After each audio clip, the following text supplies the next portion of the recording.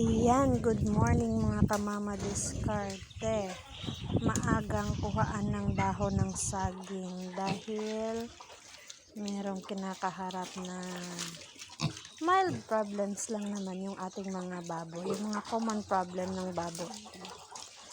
Kagaya yung pagtatai dahil I think 4 days to 5 days na silang nagtatai. Ayan, kaya medyo namayat na sila. Yung aking alagang mga biik. Ayan. So, ano nga ba yung ginagamot ko sa aking mga biik?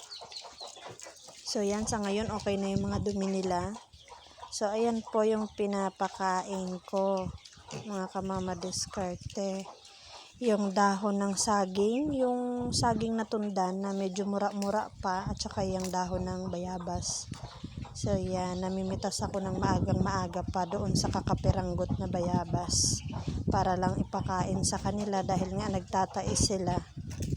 So yan, proven and tested naman siya, effective naman kasi sa ilang araw nilang nagtatae at pinapakain ko ng ganyan, ngayon okay na sila. Awa ni Lord, okay na sila at hindi na sila masyadong nagtatae, medyo nagbabago na yung dumi nila. Ayan, kuha-kuha ng dahon para less gastos. Masyadong mahal yung mga commercial na gamot. So ayan, ginupit-gupit ko lang yan siya para at least maliliit naman na ibigay ko sa kanila. So ayan, pakain lang, pakain. At saka hindi lang siya isang araw yung pagpapakain ng ganyan. Dapat hanggat hindi sila okay, kung ilang araw silang nagtatae, pakainin mo sila araw-araw din para gumaling. Hindi yung one time, big time lang. Hindi yung minsanan lang.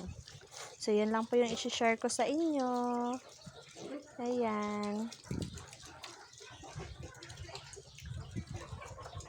Para sa pagtatai ng biik, dahon ng saging at bayabas. Pwede rin po yung avocado, kung meron kayo, avocado or star apple.